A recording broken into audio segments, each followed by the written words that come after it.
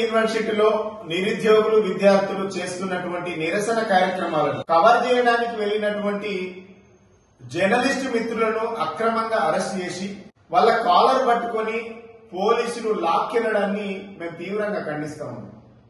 ఇలా ప్రజాపాలన అని చెప్తున్నటువంటి ప్రభుత్వం ఇలా జర్నలిస్టులకు కనీసం కూడా మర్యాద ఇవ్వలేనటువంటి పరిస్థితి మనం చూస్తా ఉన్నాం. మరి కంచెల ప్రభుత్వం కాదు, ఆంక్షల ప్రభుత్వం కాదని చెప్పినటువంటి కాంగ్రెస్ పార్టీ నాయకులు ఇలా జర్నలిస్టుల యొక్క హక్కులను కాలరాస్తా ఉన్నారు, అరెస్టులు చేస్తా ఉన్నారు.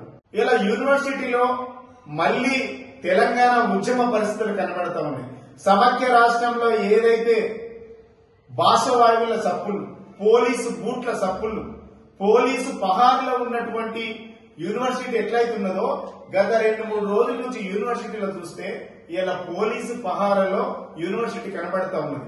యూనివర్సిటీలో నిరుద్యోగులు విద్యార్థులు ప్రశాంత వాతావరణంలో కాంపిటేటివ్ ఎగ్జామ్స్ కు ప్రిపేర్ అవుతున్నటువంటి సందర్భంలో దాన్ని చెడగొట్టే విధంగా ఈ ప్రభుత్వం నిర్ణయం తీసుకుని వాళ్ళు అడిగినటువంటి డిమాండ్స్ ని నెరవేర్చకుండా, మీరిచ్చినటువంటి డిమాండ్స్ నెరవేర్చకుండా, వారితో చర్చ జరపకుండా వారి మీద బలవంతంగా రుద్ది ఇలా మీరు తప్పకుండా ఎగ్జామ్ రాయాల్సిందే అనేటువంటి ఒక నిరంకుశత్వ ధోరణిని నిరుద్యోగుల పట్ల విద్యార్థుల పట్ల అవలంబించడాన్ని తీవ్రంగా ఖండిస్తాము.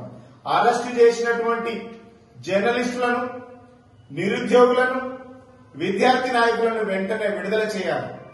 లేదంటే ఈ గవర్నమెంట్, ఈ కాంగ్రెస్ పార్టీ తప్పకుండా మూల్యం చెల్లించుకోక తప్పదు.